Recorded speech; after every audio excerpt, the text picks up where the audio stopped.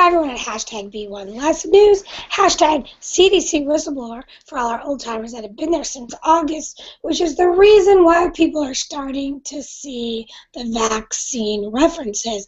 I'm here with @Tanner's dad, who's also sometimes known, depending on how busy my brain is, as Timothy Welsh. Today is the day. We are here for the judicial hearing in Sacramento. Crew of 8 of us came up from Los Angeles. We are staying at this lovely hotel that sleeps 6 of us now.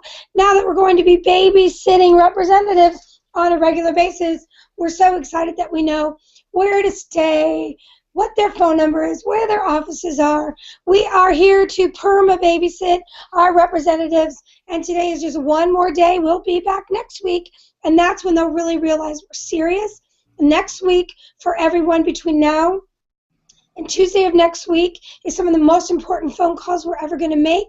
We need to set up appointments on Tuesday afternoon and all day Wednesday of next week with all of the assembly members. We are going to have a grid where we're going to keep track to make sure that each assembly member has one person visiting them and then a second person, and we're going to keep adding until we have as many visits with our assembly members as humanly possible, so that they realize, oh my God, these people are not only not going anywhere, they're getting more and more organized by the minute. So now the most important thing, can you just, Tim, just get saying hello out of the way so I can just keep running right over you. Hello, everybody. Perfect. That's why he has his Periscope now, so he can get out all the stuff he wants to say in Tad Tips, but I'm too busy trying to direct traffic. Today is the biggest day we've had today. We have 2 bills that are running simultaneously. SB 277, which most of you know about, and SB 792, which you are learning about. Hashtag SB 277 is mandating vaccines for children, no matter what the parent's opinion is. Hashtag SB 792 is mandating vaccines, the entire adult vaccine schedule. When they first wrote the bill, it was only 3 vaccines: DTaP, MMR, and flu. Nobody showed up, well, a few of us were there, to the original hearings, so they thought there was no resistance, so they edited the bill to make it the entire CDC schedule for everyone who works in any type of daycare center, whether public or private. Here's the challenge today. We will have probably 1,000 people trying to line up on the 4th floor to get into room 4203, which is the same room that the education and the health hearing are in. You know what floor I'm talking about. We need to have a certain percentage fill that room and then stand in line for 277. When we max out, we need to fill the room on the 3rd floor, which is 3191, and line up down there with enough people that once we testify at SB 277, we can immediately start funneling down to 792 without them cutting off the testimony because we didn't make it fluid enough. We're going to need people to work with us on that. They're going to be wearing these red t-shirts that say mine on them, and they're going to be attempting to direct traffic to where you need to be at what time to make sure this happens. We will not allow it to be that you miss testifying in hashtag SB 277. It will probably take about 2 hours for everyone to testify in SB 277. So we will be directing you to which floor is going to make the most sense. We will not be filling the holding rooms, which is the cafeteria in 123. Instead, we're going to fill the other hearing rooms. You can get on your phone and listen to SB 277 with a headset. This is the new way we're going to direct traffic on the 4th floor. The mistake, what just happened? The mistake that we made last time is we filled this entire area. We are going to attempt to keep all of this area by the elevators clear so that as people come up in the elevators, if we're already maxed out in this line, we send them back down to the 3rd floor. Again, we're expecting over 1,000 people. This is the entrance into 4203. We're going to have the line start here in this little hallway that you've all gone through. Stay against the wall to your left when you're facing the direction of the line. Take this corner, go this way, this way, this way, and this way. We will have people stationed at the elevators, which are going to have you go directly this way. Because here was our problem spot last time. Because instead of going like this, the line went like this and crossed twice right here. So we're trying to clear up this intersection and clear up this elevator path so we can immediately have people go to the 3rd floor. What we're going to do inside the room, you're going to come up, you're going to testify, you're going to walk back up the same hallway through the back doors if they'll allow us to do that. There's a stairwell right here. You're going to go down the stairs to the 3rd floor, and we'll have somebody there to direct you to room 3191. The most important thing we're going to do today is log 1,000 oppositions in both of these bills on the same day. This is the sign that you're going to see going around. If you already have access to us on Twitter by finding hashtag mine and hashtag SB277 together, then you're good to find us all day long.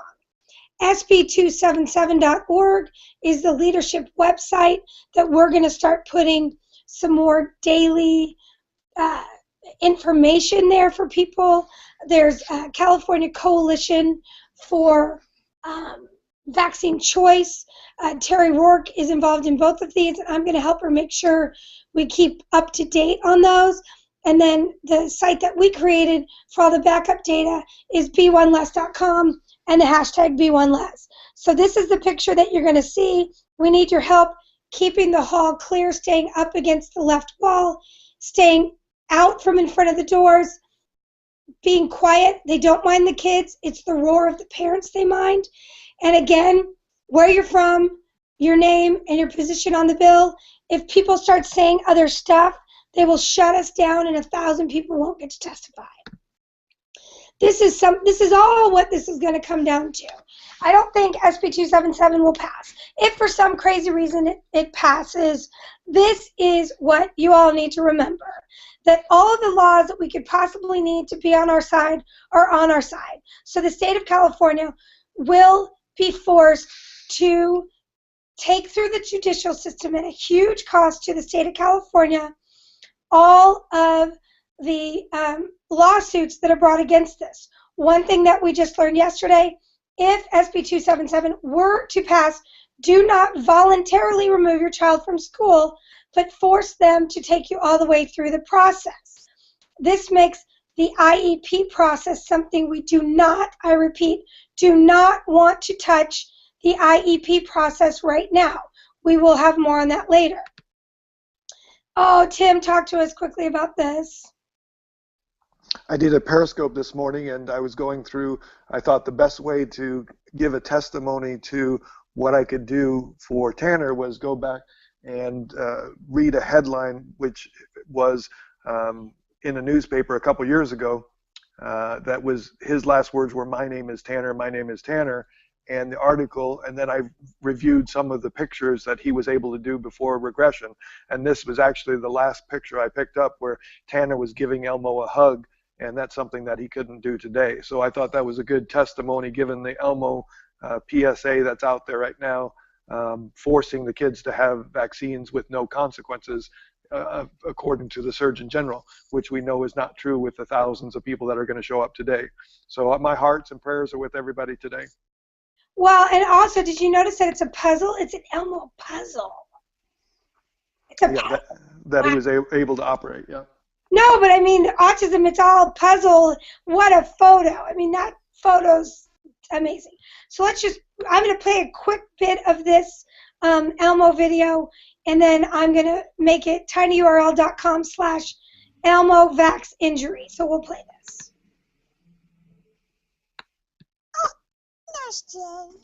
Nice to see you again, Elmo. You're all ready for your vaccination. Oh, will it hurt? A little, but how about this? Turn around and sing a little song. Oh, okay. I'm gonna love to sing songs. Because the player's gonna play. And the player's gonna...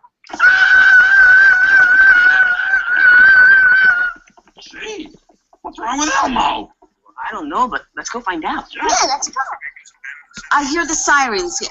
Thank you. This is so funny.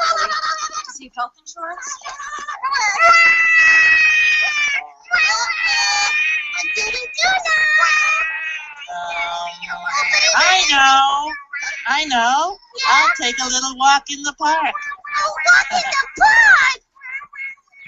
Okay, I don't have time to play any more of this. This is That was the end of the video. And then on my Periscope, I went right into showing Tanner still screaming to this day at 18. So it wasn't a joke. This is a very serious video in the fact that, again, we took what Elmo having a vaccine injury as kind of a play on it, and that we're just walking around in the park. But then that's actually what's happening to our kids. And that's exactly what happens. You have to drive these kids around in cars. You have to put them on top of washing machines. There's all these things you have to do to organize their neurological system enough that they can even calm down. And anybody who's got a heart out there, I know 99% of the people who listen to these are people who are trying to help with this project. But at what point do people step outside of their own little box and go, wow, it really does seem plausible that kids could get hurt by this. Wow, maybe I should have a little bit of a heart. So that one's tinyurl.com/ElmoVaxInjury. Now let's go to the real stuff. This was released last week after a week ago today, after the Education Committee pushed it through, or even before that. You need to Google, there's 103,000 results for lobbyist and SB 277. We did a video as quickly as we could work on this, and I just want to play you the key parts.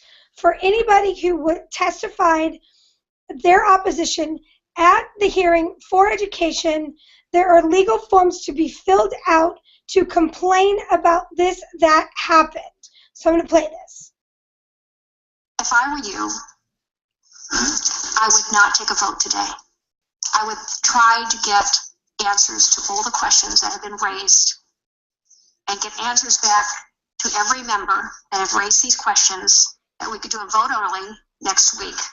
Otherwise, I don't think your bill proceeds out of this committee.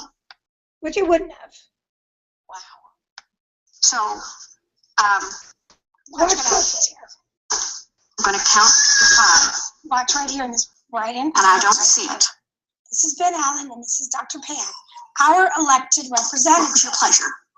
They ask questions, they immediately turn around so that they can be consulted. This man right here. That man has now been identified as Janus, Y-A-N-U-S, the chief lobbyist for the California Medical Association. I can't think of his last name off the top of my tongue. And the other one that Ben Allen is talking to is Jody Hicks from a lobbyist group that represents the Bill and Melinda Gates Foundation, we have now found out. We'll show you a picture. And this woman right here, who we saw testify. So, at the pleasure of the chair, I would accept your offer that if we can have it Watch this show right here. vote only. But I hope that we can watch have them immediately leave. get these issues settled. We're committed to address these issues. Okay, so you saw, did you not see that, Tim? No, I saw it. Okay. So now I need to go back over here, and we're going to go back to what these moms found for us. So they found out who the two are? Yes, they did. Okay, so just when you think that you know who your elected officials are and you know who to talk to and you think you have any control whatsoever over the process in Washington or in your state, you find out that these people. Let's clarify right now. This woman to the right, when you're looking at this picture to your right, the one in the solid gray with the black shirt, she was actually a lobbyist that was working for California Chiropractors Association. So we are no longer questioning her motivation or who she is. She just happened to be standing by these two. Her group also represents Autism Speaks. Be the ones who actually controlled the fate of the state of California and the millions of children. This is the interaction that we're looking at right here. This is the African-American man, and this is that petite, dark-haired woman. You can see her suit right here. Jody in the video, it was really obvious that's what it was. This is that same woman who was earlier talking to Ben Allen when we had our first 2 no votes. This is the woman who consulted with Ben Allen. He took a piece of paper and went up and lobbied those 2 no votes for those 2 female senators. Because that's from after they chose to take Lou's offer to delay, when they walked right out immediately. This is who she is. She actually testified. This is the doctor from Kaiser Permanente, which we think we're going to find the same trail of money as we found here. He also testified. He's the head of infectious diseases. So when she testified, she said that she represented the California Academy of Family Physicians that has a PAC. Look right there. That's Senator Pan. So she turns out to be Jody Hicks. That's her right there. I love this. How they're on the phone meeting. They're all Politico people. It's funny, but this is an article about who she is. And this is the organization that represents the Bill and Melinda Gates Foundation. Almost done here. Lobbyist in Sacramento. That's who she is, that claimed to work for California Academy of Family Physicians when she testified in support of the bill. But here's where it gets really interesting. So Jody Hicks, this was November 5th. Let's see if I can move this up. This was November 5th, right when Dr. Pan got elected, that she's tweeting about congratulations to him as a senator, which isn't that abnormal. But what's really challenging in this is that Lorena Gonzalez, who's an assembly member from San Diego, favorited the tweet when there's no reason to connect this situation on November 5th. And she's a co-author on the bill. Okay, so again, this is a story we can't let go away. People are starting to jump all over this. So we need to continue to research, fill in the blanks for them, get them photos that you just happen to find on your camera that you just happened to take that day, and we need to follow up on this story and make it bigger, bigger, bigger. Our government has been hijacked, and we have photos that show it. So that's that video. This is another one. I'm not going to play it. It's tinyurl.com/OneVoteCloser, where they talked about it on Alex Jones. This is where Jeffrey Jackson talked about it on Robert Scott Bell. And then back to today. We will be wearing these T-shirts that say mine. We are not going to try to look corporate and rich and like we're part of the system. We're going to look like who we are. We are moms that are not going to let go of this. We are growing. We are multiplying like rabbits. And once this judicial hearing is over, we're getting organized like I've never seen in my life with the people that are stepping up to do all of these amazing jobs, because we all have unbelievably complementary gifts. We've got lawyers, we've got doctors, we've got statisticians. It's crazy. I've never seen anything like it in 13 years I've done this. So again, most important thing is make sure you testify in both rooms for both bills. You will need to pay attention to the people who are wearing these T-shirts, who will be directing traffic, because otherwise the line at 792 will shrivel up prematurely and we won't have a fluid way of doing it. So anything else, Tim? I just wanted on the record that our hearts go out to the people in Baltimore and their cause and the fact that a individual was killed by the police. But I also want to go on record saying that the warrior mothers are doing it by the book and have gotten no mainstream media coverage at all. When you have thousands and thousands of people come to your state capitol to complain and to protest versus a bill that takes away freedoms, and not a single mainstream media pick it up, then the mainstream media is part of the problem. When you have people burning down CVS's and nursing homes and rioting in the streets and it's wall-to-wall coverage, there has to be the question raised, who is doing what right? That the media has not paid attention to our our plight. Like both of us have worked for a decade and a half on this, and we've played by their rules. And so again, I appreciate the fact that we have to walk up there today and say our name, rank, and serial number, and that's it. But again, if the media doesn't pick this up after this go round, angry people being put into a box, something eventually happens. Quick shout out to the local NBC affiliate in San Francisco. She interviewed me for a really long interview, and she actually used the soundbite that, look, these moms aren't going anywhere. They're renting apartments in Sacramento to continue to fight this fight. So thank you so much to her. We know she's trying to get an interview with Andrew Wakefield, which we're going to make happen next week. So the local affiliates are your friends. Your local papers are your friends. Make sure you get out to those. And again, hovering over all of this is the fact that we've got a whistleblower at the CDC, which has been given immunity, which he's asking to be subpoenaed. And then we have the US versus Merck, tinyurl.com/US versus Merck, which is two other whistleblowers that's hovering on top of this whole thing. So again, most important thing is that we will see you on the line, and please, please, please help us stay quiet, keep people on what they need to testify, staying up against the wall, and moving to the third floor when we ask you. Thank you. See you today in Sacramento. Bye.